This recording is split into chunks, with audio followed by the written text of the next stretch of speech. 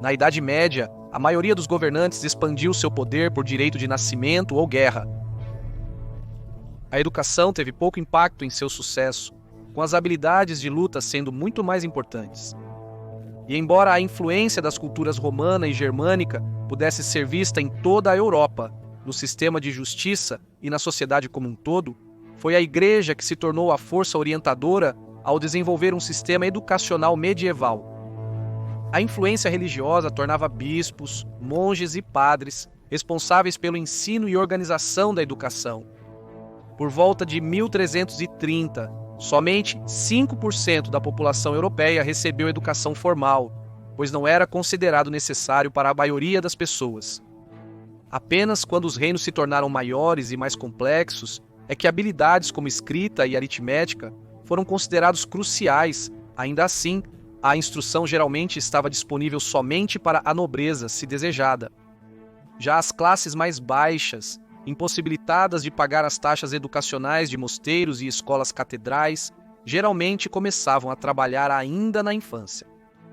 Aos cerca de 12 anos, já eram considerados adultos. O sistema foi deliberadamente projetado para manter os servos sem educação.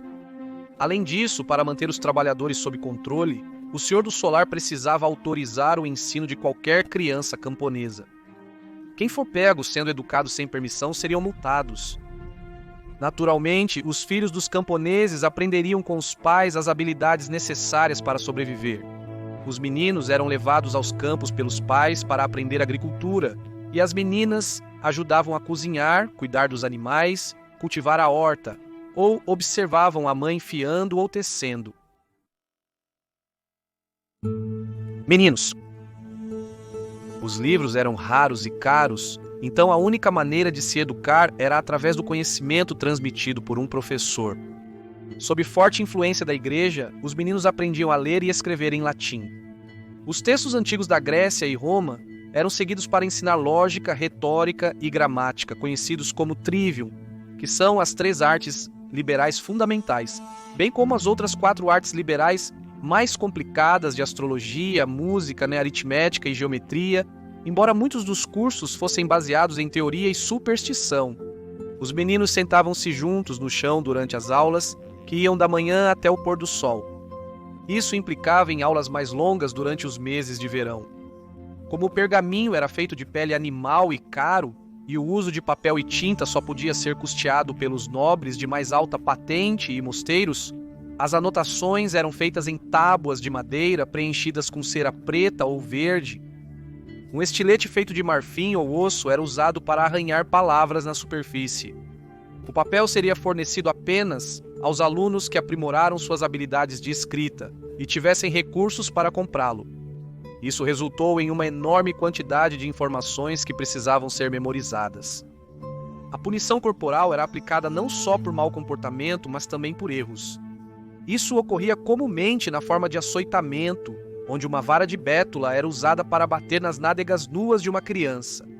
Acreditava-se que o erro não se repetiria por medo da punição. Meninos que deveriam se tornar cavaleiros eram acolhidos na casa de outros cavaleiros para aprender suas habilidades. Nos séculos XI e XII, o Código de Cavalaria, proposto pela Igreja, esperava que os cavaleiros soubessem ler e escrever para entender e seguir as regras, que incluíam temer a Deus e a Igreja, servir ao senhor feudal, proteger os fracos, não mostrar misericórdia ao infiel e respeitar a honra das mulheres. Cavaleiros analfabetos eram menosprezados. Meninas. Somente uma pequena parcela das mulheres teria acesso à educação formal. Na Europa, isso geralmente acontecia em um convento. Após o ensino básico, muitas meninas optavam por fazer votos, ingressar na ordem religiosa e viver enclausuradas. Outras iniciavam sua educação no convento aos 7 anos e eram educadas até estarem prontas para o casamento, geralmente aos 14. O currículo de um convento consistia em leitura e escrita, música, boas maneiras e ética, bem como habilidades práticas como fiar, tecer e bordar. Na realidade, as freiras dedicavam a maior parte do seu tempo ao bordado. Costurar imagens de histórias bíblicas e contos da mitologia grega exigia um bom conhecimento de literatura e história.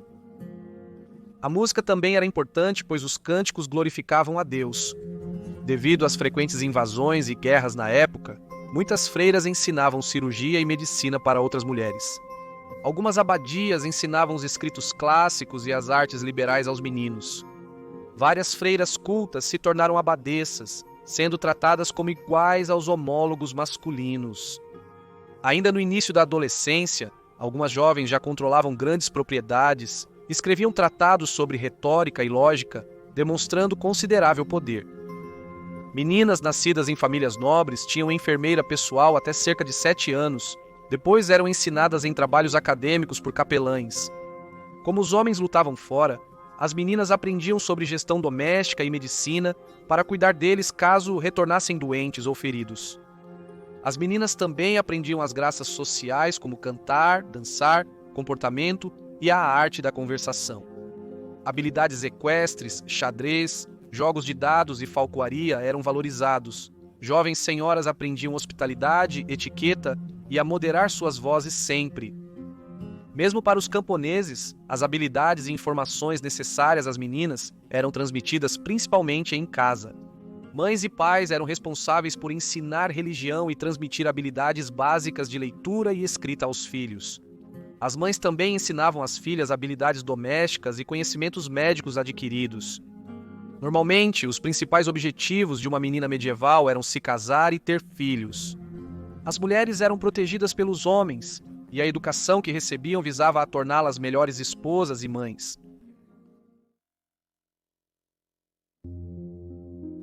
As escolas monásticas dirigidas pelo Vaticano eram parte de um mosteiro e administradas por uma ordem como os monges beneditinos ou franciscanos. A educação geralmente visava levar a uma vida de trabalho na comunidade religiosa. O foco era dado ao estudo e cópia das obras de filósofos, polímatas e médicos gregos e romanos. Algumas escolas monásticas estudavam até temas controversos como botânica e física. Algumas dessas escolas aceitavam meninos pobres, mas eles precisavam servir na catedral para terem a oportunidade de estudar. Escolas de gramática. No século XI, os comerciantes começaram a surgir como a nova classe média, e alguns desses comerciantes bem-sucedidos vinham das classes mais baixas. À medida que novas cidades surgiam, atraíam mais comerciantes especializados como boticários, merceeiros e sapateiros. Guildas foram criadas e comerciantes ricos passaram a estabelecer e financiar escolas locais para educar seus filhos. Essas escolas ficaram conhecidas como escolas de gramática. O ensino da gramática latina era essencial, pois era a língua de muitos comerciantes europeus. O latim era uma língua universal na Europa, e qualquer pessoa que quisesse negociar com sucesso no continente precisava ter um conhecimento funcional do idioma. A educação de um filho de comerciante garantiria a continuidade do negócio. No final da Idade Média, os temas ensinados foram ampliados, incluindo inglês, outras línguas europeias, geografia e ciências naturais. A maioria das escolas era pequena, com apenas uma sala. Um tutor ensinava os meninos mais velhos, que então deviam ensinar os mais jovens. Aos 14 ou 15 anos, alguns estudantes prosseguiam os estudos nas universidades.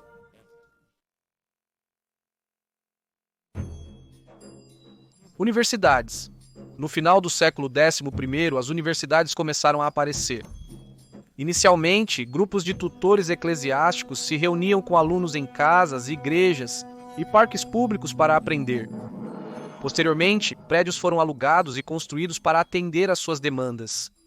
Inicialmente, os universitários estudavam teologia, visando trabalhar na igreja posteriormente. No entanto, durante a Alta Idade Média, muitos comerciantes ricos e nobres desejavam que seus filhos estudassem direito ou medicina.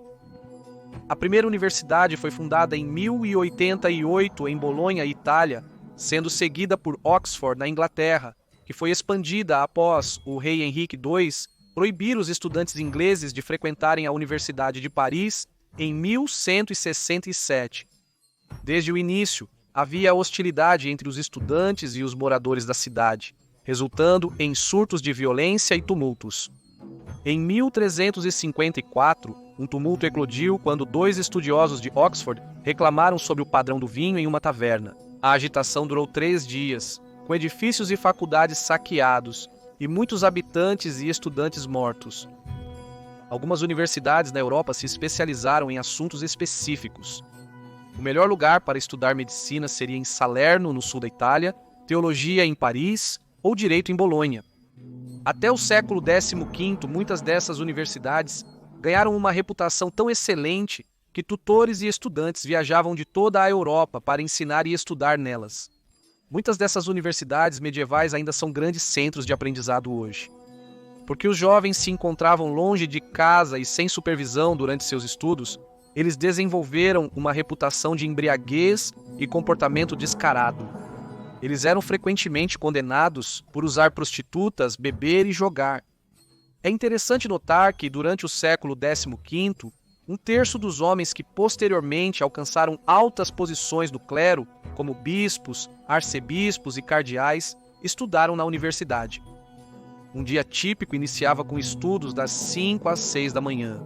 Esperava-se que os alunos já fossem fluentes em latim, para que pudessem falar e deliberar logicamente no idioma. Um diploma de bacharel em artes era concedido após 3 ou 4 anos de estudo das artes liberais, e um mestrado após mais 3 anos.